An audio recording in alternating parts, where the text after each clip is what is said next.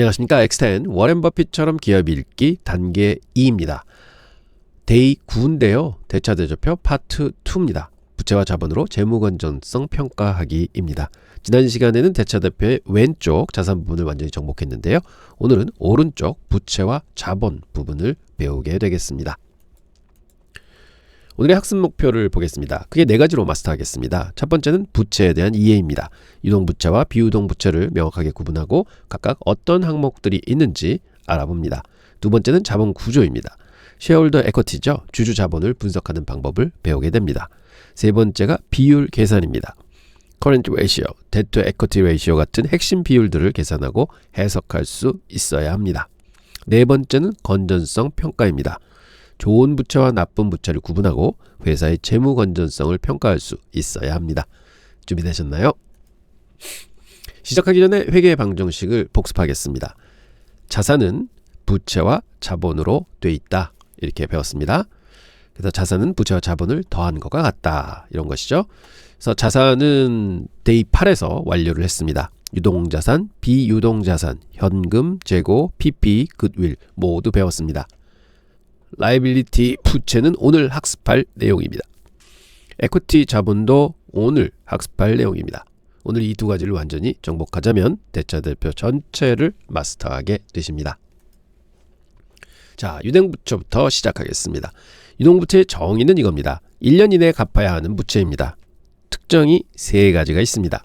첫째, 단기 상환 의무가 있습니다. 1년 안에 돈을 갚아야 한다는 것이죠. 둘째, 유동자산으로 갚습니다. 현금, 매출채권, 재고를 팔아서 갚는 것입니다. 셋째, 유동성 위기와 직결됩니다. 유동부채가 유동자산보다 많으면 위험합니다.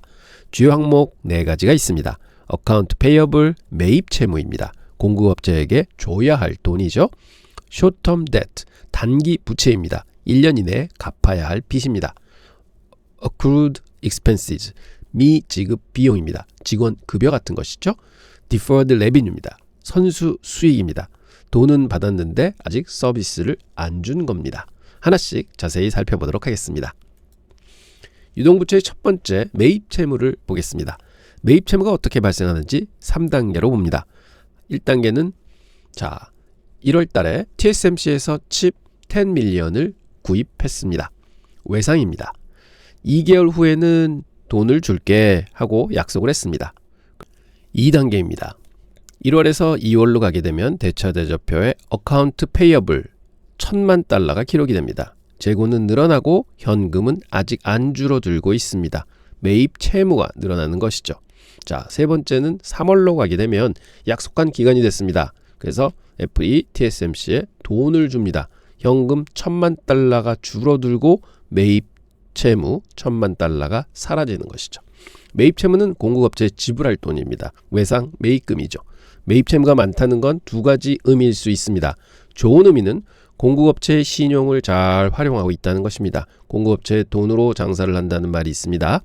돈을 나중에 주니까 그 기간 동안은 현금을 다른 데 쓸 수 있는 것입니다. 나쁜 의미로는 현금이 부족해서 못 주고 있다는 것도 될 수 있습니다. 하지만 대부분의 경우엔 매입 채무는 정상적인 영업활동의 일부라고 보고 있습니다. 매입 채무와 매입 채권을 비교해 보겠습니다. 이 둘은 정반대입니다. 어카운트 리시버블, 매출 채권입니다. 자산입니다. 우리가 받을 돈이죠. 고객이 우리한테 줘야 할 돈입니다. 매출 채권이 많으면 현금이 부족할 수 있습니다. 돈을 못 받고 있는 거니까 그렇죠. 어카운트 페이어블은 매입 채무, 이건 부채입니다. 우리가 줄 돈입니다. 우리가 공급업체에 줘야 할 돈입니다. 매입 채무가 많으면 공급업체 신용을 활용 중이라는 뜻이죠. 좋은 신호는 뭘까요? 매입 채무가 매출 채권보다 많으면 좋습니다. 왜냐하면 현금 흐름이 우리한테 유리하게 돌아가기 때문에 그렇죠. 예를 들면 매출 채권이 30일이고 매입 채무가 60일이라고 하겠습니다. 우리는 제품을 팔고 30일 후에 돈을 받습니다. 하지만 공급업체에는 60일 후에 돈을 주는 것입니다. 그럼 30일 동안 현금을 우리가 쓸 수 있는 것입니다. 이걸 공급업체 돈으로 장사를 한다 하고 표현을 하는 것이죠. 애플, 월마트, 아마존 같은 회사들이 이러한 전략을 쓰고 있습니다. DPO, Days Payable Outstanding 인데요. 매입 채무 지불 기간을 보겠습니다. 공식은 이렇습니다. 매입 채무를 연간 매출 원가로 나누고 365일을 곱합니다. 예시를 보겠습니다. 매입 채무가 5천만 달러입니다. 연간 매출 원가가 5억 달러입니다. DPO 계산하면 36.5일이 나옵니다. 의미는 뭘까요? 평균적으로 37일 만에 공급업체에 돈을 준다는 것입니다. DPO가 길면 길수록 현금 흐름이 유리합니다. 돈을 나중에 주니까 그 기간 동안 현금을 회사가 쓸 수 있는 것입니다. 하지만 너무 길면 문제가 될 수 있습니다. 공급업체가 저 회사는 돈을 너무 늦게 줘 라고 생각하면 거래를 거부할 수도 있기 때문에 그렇습니다. 적정 수준을 유지하는 게 굉장히 중요합니다. 자, 이제 중요한 개념을 배우겠습니다. Cash Conversion Cycle, CCC입니다. 이거는요, CCC는 현금의 전환 주기를 얘기합니다. 공식은 DSO 더하기 DIO 마이너스 DPO, 뭔가 DDD가 많은데요. DSO는 여러분 지난번에 배우셨습니다. Days Sales Outstanding, 매출 채권 회수 기간입니다. 즉 고객에게 외상으로 나간 돈을 받는 기간을 얘기하는 거고요. DIO는 Days Inventory Outstanding, 재고 회전 기간입니다. 즉 재고를 보유하고 있는 기간을 얘기하는 것이죠. DPO는 Days Payable Outstanding, 매입 채무 지불 기간입니다. 즉 공급업체에서 외상 주고 물건 받아온 거를 내가 돈을 주는 기간을 얘기하는 거죠. 그러면 CCC가 뭘 의미하냐면 현금이 묶여있는 기간입니다. CCC가 짧으면 짧을수록 좋습니다. 현금이 빨리 돌아오는 것이니까요. CCC가 마이너스면 최고입니다. 마이너스가 뭐냐면요, 공급업체에 돈을 주기 전에 고객한테 돈을 받는다는 개념이죠. 실제 사례를 한번 보겠습니다. 애플의 CCC는 68일입니다. 마이너스입니다. 협상력이 얼마나 큰지 알 수 있습니다. 애플은 공급업체에 돈을 나중에 주고 고객한테는 돈을 빨리 받는 셈이죠. 그 기간 동안 현금은 애플이 사용할 수가 있습니다. 아마존의 CCC는 마이너스 30일입니다. 역시 마이너스입니다. 빠른 재고 회전 덕분입니다. 아마존은 재고를 거의 쌓아두지 않고 주문이 들어오면 바로 배송합니다. 고객은 카드로 바로 결제하고 아마존은 공급업체에 나중에 돈을 주게 됩니다. CCC가 마이너스인 회사는 현금 흐름이 매우 좋습니다. 운전자분이 거의 필요 없습니다. 투자자들이 이런 회사를 선호하는 이유가 여기 있는 것입니다. 자, 유동부채 두 번째 단기부채를 보겠습니다. 단기부채에 포함되는 항목들은 첫째, 단기 차입금입니다. 1년 이내에 갚을 은행 대출 이런 것들이죠. 둘째, 운용자금 대출입니다. 일상적인 운용에 필요한 돈을 빌리는 것입니다. 셋째는 신용 한도 사용입니다. 회사가 신용카드를 쓰는 것처럼 은행에서 일정 한도 내에서 빌리는 겁니다. 넷째는 장기부채의 유동성 대체입니다. 이게 중요합니다. 장기부채가 1년 이내에 만기가 되면 유동부채로 재분류가 됩니다. 즉 예를 들어 5년짜리 대출이 있었는데 이제 만기까지 1년밖에 안 남았습니다. 그러면 장기 부채에 있던 것이 단기 부채로 옮겨오는 것이죠. 경고 신호가 4가지 있습니다. 첫째, 단기 부채가 현금보다 많습니다. 1년 안에 갚아야 하는데 현금이 부족하면 위험합니다. 둘째, 차환이 불가능합니다. 만기가 되면 새로운 대출로 갈아타는 게 차환인데 이게 안 되면 문제가 있는 것이죠. 셋째, 반복적으로 단기 차입을 합니다. 계속 빌리면 구조적인 현금 부족 문제가 있다는 뜻입니다. 넷째, 금리가 높습니다. 단기 부채는 보통 금리가 높습니다. 이자 부담이 클 수 있습니다. 단기 부채가 많은 회사는 주의해야 합니다. 유동부채 세 번째, 선수 수익을 보겠습니다. 선수 수익의 정의는 이겁니다. 돈은 받았지만 아직 서비스를 제공하지 않은 겁니다. 예시로 넷플릭스를 보겠습니다. 1월에 고객이 연간 구독료 120달러를 지불을 했습니다. 넷플릭스는 12개월 동안 서비스를 제공할 의무가 생깁니다. 그래서 매달 10불씩 매출로 인식합니다. 1월에 120달러를 한꺼번에 매출로 잡지 않습니다. 왜 선수 수익이 부채일까요? 첫째, 서비스 제공 의무가 있기 때문에 그렇습니다. 돈을 받았지만 아직 서비스를 안 줬으니까 의무가 남아있는 겁니다. 둘째, 환불 가능성이 있습니다. 고객이 중간에 해지하면 돈을 돌려줘야 할 수도 있습니다. 셋째, 미래 비용이 발생할 예정입니다. 서비스를 제공하려면 비용이 들어갑니다. 서비스 비용, 콘텐츠 제작비 이런 것들이죠. 선수 수익의 증가는 좋은 신호입니다. 왜냐고요? 구독자가 증가하고 있다는 뜻이니까요. 미리 매출이 확정되어 있다는 의미입니다. 사스 회사, 구독 모델 회사들은 선수 수익이 아주 많습니다. 마이크로소프트 365, 어도비, 그 다음에 넷플릭스, 스파티파이 모두 선수 수익이 큽니다. 투자자들은 선수 수익의 증가 추세를 봅니다. 선수 수익이 계속 늘어난다면 비즈니스가 잘 되고 있다는 증거입니다. 실제 기업의 사례를 보겠습니다. 애플의 유동부채 구조입니다. 애플의 유동부채 구성을 보면 이렇습니다. 어카운트 페이어블, 매입 채무가 43%로 가장 큽니다. 즉 내가 갖다가 쓰고 아직 돈을 안 준 거죠. 이게 핵심입니다. 애플은 공급업체 신용을 탁월하게 활용합니다. 아이폰을 만들 때 부품을 외상으로 사오고 나중에 돈을 줍니다. 그 사이에 아이폰을 팔아서 또 현금을 받는 것이죠. 그러니까 아까 봤던 CCC가 마이너스가 되는 것입니다. Accrued Expenses, 미지급 비용도 있습니다. 직원 급여, 마케팅 비용 이런 것들이죠. Others, 기타 항목도 있습니다.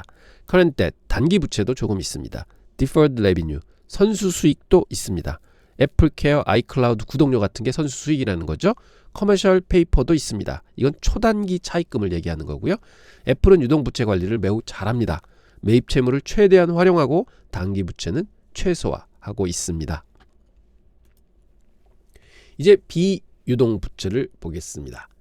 비유동부채의 정의는 이겁니다. 1년 후에 갚는 장기 부채입니다. 특징이 세 가지가 있습니다. 첫째는 장기 자금을 조달합니다. 큰 프로젝트, M&A, 설비 투자 같은데 씁니다. 둘째, 이자 부담이 있습니다. 매년 이자를 내야 합니다. 셋째, 재무 레버리지를 활용합니다. 레버리지가 뭐냐면요. 빚을 써서 수익률을 높이는 겁니다. 자세한 거 꼭 배우도록 하겠습니다. 비유동부채의 핵심, 장기부채를 한번 보겠습니다. 장기부채는 세 가지 종류가 있습니다. 첫째는 회사채입니다.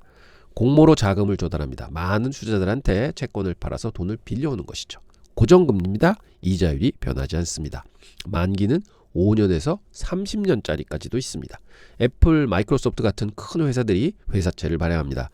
둘째는 은행 대출입니다. 은행과 직접 계약합니다. 변동금리나 고정금리를 선택할 수가 있습니다. 만기는 3년에서 한 10년 정도까지 갑니다.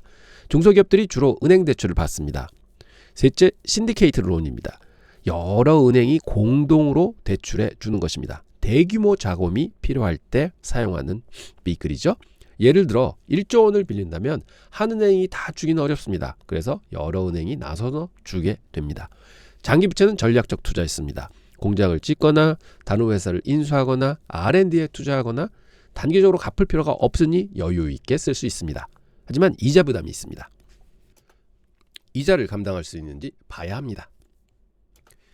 이자 부담을 측정하는 지표, 이자 보상 배율을 보겠습니다. ICR이라고 하는데요. Interest Coverage Ratio의 약자입니다. 공식은 이겁니다. ICR은 영업이익을 이자 비용으로 나눈 겁니다. 의미는 뭘까요? 영업이익으로 이자를 몇 배까지 커버할 수 있느냐 하는 겁니다. 평가 기준을 보겠습니다.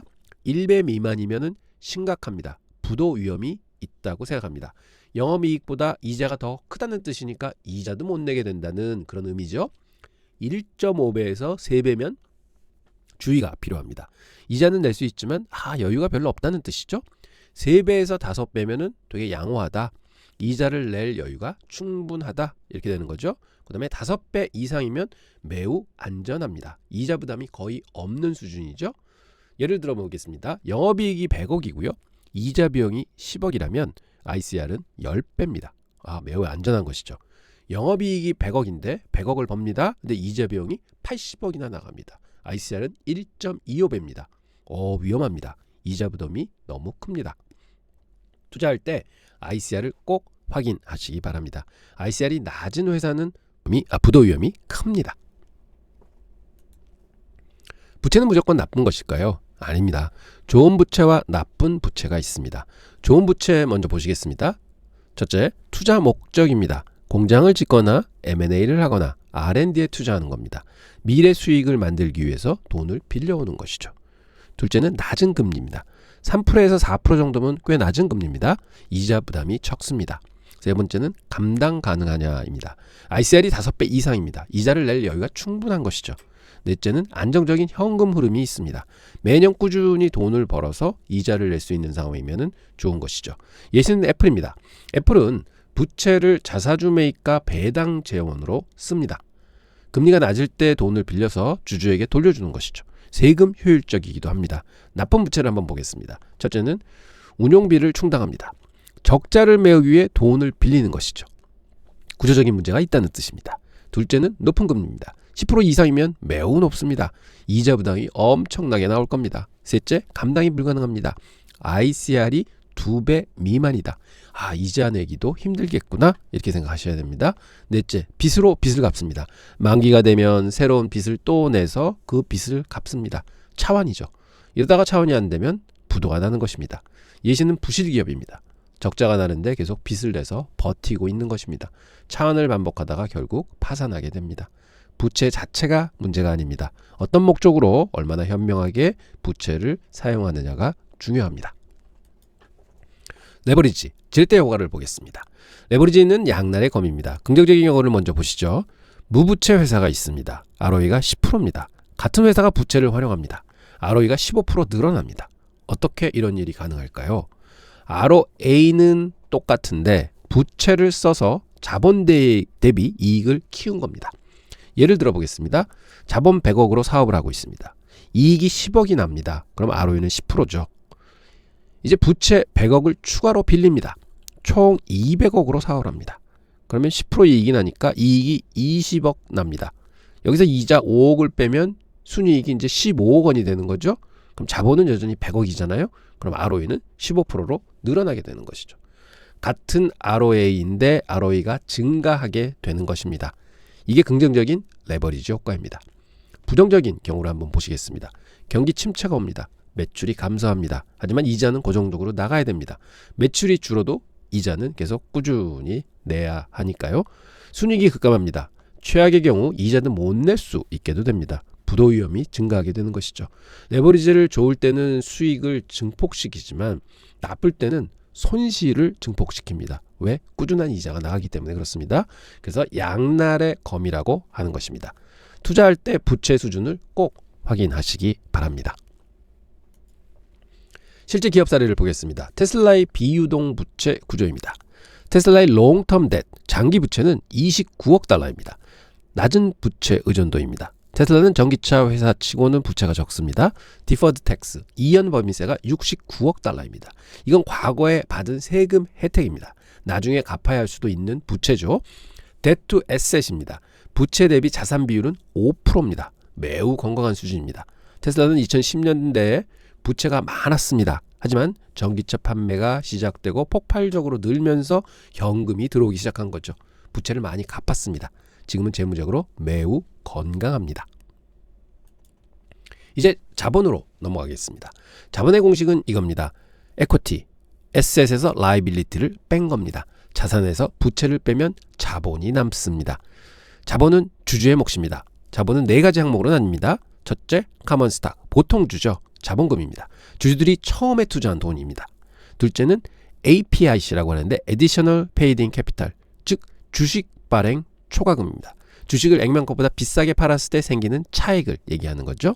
셋째는 Retained Earning입니다. 이익 잉여금입니다. 회사가 그동안 벌어서 쌓아둔 이익이죠. 넷째는 Treasury Stock입니다. 자기 주식입니다. 회사가 자기 주식을 사서 보유하고 있는 것입니다. 이건 자본에서 차감됩니다. 하나씩 자세히 보겠습니다. 자본의 핵심, 이익잉여금을 먼저 보시겠습니다. 이익잉여금이 어떻게 변하는지 보십시오. 기초이익잉여금이 있습니다. 전년도에 누적될 이익이죠. 전년도서부터 누적된 이익입니다. 여기에 단기순이익을 더합니다. 올해 번 넷인컴입니다. 그리고 배당을 뺍니다. 주주에게 돌려준 돈이니까요. 그러면 기말 이익잉여금이 나옵니다. 누적된 이익이죠. 예를 들어 보겠습니다. 작년 말에 이익잉여금이 1,000억 원이 있었습니다.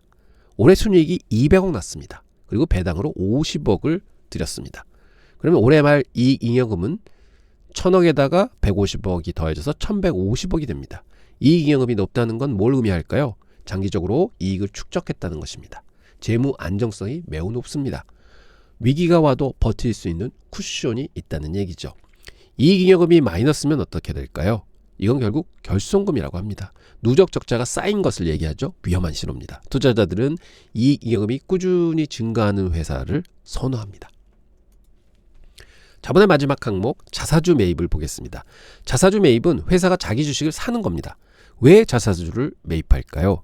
긍정적인 이유부터 보겠습니다. 첫째, 주주 가치를 증대합니다. 발행 주식 수가 줄어들면 EPS가 증가합니다. 같은 순이익인데 나눠주는 주식 수가 줄어드니까 주당 순이익이 늘어나는 것이죠. 둘째, 주가가 저평가됐다고 믿습니다. 우리 주식이 싸다고 생각하면 회사가 주식을 삽니다. 셋째, 세금 효율적입니다. 배당을 주면 주주가 세금을 내게 돼 있죠. 하지만 자사주 매입은 세금이 없습니다. 넷째, 미래 유연성이 있습니다. 나중에 스톡 옵션으로 줄 수도 있고 다시 팔 수도 있습니다. 애플의 사례를 한번 보시겠습니다. 애플은 2012년부터 2023년까지 6천억 달러 이상을 자사주 매입에 썼습니다. 엄청난 금액입니다. 애플은 주주 환원을 매우 적극적으로 합니다. 부정적인 이유도 있습니다. 첫째, 주가 부양 목적입니다. 실적이 나빠서 주가가 떨어지니까 자사주를 사서 주가를 올리려는 겁니다. 임시 방편일 뿐입니다. 둘째, 투자 기회가 없습니다. 돈을 어디에 써야 할지 모르니까 그냥 무턱대고 자사주를 삽니다. 성장 전략이 없다는 뜻일 수 있습니다. 셋째, 고점에 매수합니다. 주가가 높을 때 자사주를 사면 손해입니다. 넷째, 자본을 낭비합니다. 자사주 매입하는 것보다 R&D나 M&A 투자해서 더 좋은 수익률을 내면 좋은데 자사주를 매입한다는 것이죠. 주의할 점은 2021년 같은 고점의 자사를 매입한 사례가 있습니다. 주가가 떨어지면 손실이 됩니다. 자사주 매입 자체가 문제가 아닙니다. 언제 얼마나 현명하게 하느냐가 중요한 것이죠. 실제 기업 사례를 보겠습니다. 마이크로소프트의 자본 구조입니다. 리테인드 어닝이 이익잉여금이 57.7%를 차지하고 있습니다. 장기적으로 이익을 축적했다는 증거입니다. 건강한 자본 구조죠. 카먼 스탁과 APIC도 있습니다. 트레저리 스탁도 있습니다. 마이크로소프트도 자사주 매입을 합니다. 마이크로소프트는 재무적으로 매우 건강한 회사입니다. 이익잉여금이 크고 부채가 적습니다. 이제 재무 비율을 배우시겠습니다. 첫 번째 유동 비율입니다.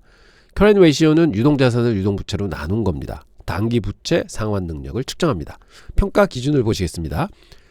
1 미만이면 위험합니다. 유동 자산이 유동 부채보다 적다는 뜻입니다. 즉 1년 안에 갚아야 하는데 돈이 부족하다는 뜻입니다. 1.0에서 1.5면 적정 수준입니다. 유동 자산이 유동 부채와 비슷합니다. 1.5에서 2면은 양호합니다. 유동자산이 유동부채보다 더 많습니다. 여유가 있습니다. 2.0 이상이면 매우 안전합니다. 유동자산이 유동부채의 2배 이상이기 때문에 그렇습니다. 하지만 너무 높으면 문제일 수도 있습니다. 현금을 너무 많이 쌓아두고 있다는 뜻일 수 있습니다. 적정 수준은 산업마다 다 다릅니다. 제조업은 1.5에서 2.0 정도가 아주 좋고요. 소프트웨어는 2.0 이상이 보통입니다. 두 번째 비율입니다. 당좌 비율입니다. 퀵 레이시오, 유동 비율보다 더 엄격합니다. 공식은 이겁니다. 유동자산에서 재고를 빼고 유동부채로 나눕니다. 왜 재고를 뺄까요? 재고는 팔아야 현금화할 수 있습니다. 긴급 상황에서는 못 팔 수도 있습니다. 재고가 안 팔리면 어떻게 하나요? 현금이 안 들어오는 것이죠. 그래서 재고를 빼고 계산하는 겁니다. 즉 바로 현금이 될 수 있는 것만 계산을 하는 거죠. 평가 기준을 보겠습니다. 1.5 이상이면 안전합니다. 재고 없이도 유동부채를 갚을 수 있다는 뜻이죠. 0.5에서 1.0이면 보통입니다. 약간 부족하지만 큰 문제는 아니다. 뭐 이렇게 볼 수 있겠고요. 0.5 미만이면 주의해야 합니다. 유동성이 부족하다는 얘기입니다. 재고를 팔아야 부채를 갚을 수 있다는 얘기죠. 당좌 비율은 유동 비율보다 보수적인 지표입니다. 더 엄격하게 평가하는 것이죠. 세 번째 비율입니다. 부채 비율입니다. Debt to Equity Ratio라고 그러죠. D 레이시오는 총 부채를 총 자본으로 나눈 겁니다. 재무 레버리지를 측정할 때 쓰죠. 평가 기준을 보겠습니다. 0.5 미만이면 매우 보수적입니다. 부채가 거의 없습니다. 0.5에서 1.0이면 건전합니다. 부채와 자본이 비슷한 수준입니다. 1.0에서 2면 적정 수준입니다. 부채가 자본의 1배에서 2배입니다. 2.0 이상이면 공격적입니다. 부채가 자본의 2배 이상입니다. 3.0 이상이면 위험합니다. 부채가 너무 많다는 얘기입니다. 적정 수준은 산업마다 다 다릅니다. 제조업, 유틸리티는 D 레이시오가 높아도 괜찮습니다. 자산이 많고 현금 흐름이 안정적이니까요. 소프트웨어, 서비스업은 부채 비율이 낮은 게 좋습니다. 현재 지표 순부채입니다. net debt는 총 부채에서 현금을 뺀 겁니다. 실질적인 부채 부담을 측정하는 것입니다. 애플의 순부채는 400억 달러입니다. 부채가 많지만 현금도 많아서 순부채는 적습니다. 순부채가 마이너스인 회사도 있습니다. 넷캐시 기업이라고 부릅니다. 부채보다 현금이 더 많다는 뜻이죠. 최상의 재무 상태입니다. 예를 들어 부채가 100억이고 현금이 150억이면 순부채는 마이너스 50억입니다. 마이너스 부채보다 현금이 많다는 뜻입니다. 투자자들은 순부채를 중요하게 봅니다. 총 부채만 보면 오해할 수 있습니다. 부채가 많아도 현금이 더 많으면 문제는 전혀 없는 것입니다. 건강한 대자대표의 예시 애플을 보겠습니다. 애플은 막대한 현금을 보유하고 있습니다. 620억 달러입니다. 재고가 낮습니다. 11일 회전을 보이고 있죠. 재고 부담이 거의 없습니다. 강력한 프리 캐시 플로우 창출하고 있습니다. 현금 창출 능력이 뛰어납니다. 신용 등급이 AAA입니다. 최고 등급입니다. 애플은 재무적으로 매우 건강합니다. 위기가 와도 버틸 수 있습니다. 위험한 대차대조표의 신호를 보겠습니다. 첫째, 자본 잠식입니다. 네거티브 에쿼티입니다. 누적 적자로 자본이 마이너스가 된 겁니다. 부채가 자산보다 많다는 뜻입니다. 둘째, 유동성 위기입니다. 커런 레이시오가 1.0 미만입니다. 단기 부채를 못 갚을 가능성도 있다는 얘기죠. 셋째는 현금 부족입니다. 현금이 단기 부채보다 훨씬 적습니다. 1년 내 상환이 불가능할 수도 있습니다. 넷째, 과도한 부채입니다. 이자 부담이 높습니다. ICR이 2배 미만입니다. 이런 신호가 보이면 투자를 피하셔야 합니다.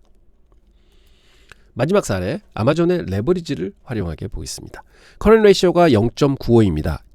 1보다 약간 낮죠. 부채 비율이 2.2입니다. 부채가 자본의 2배 이상입니다. 순부채는 마이너스 60억 달러. 넷 캐치 포지션입니다. 특징은 이겁니다. 현금이 730억 달러로 건강합니다. 넷 캐시 포지션입니다. 부채보다 현금이 더 많습니다. 대규모 인프라에 투자합니다. 물류센터, 데이터 센터 같은 것이죠. 강력한 프리 캐시 플로우를 창출합니다.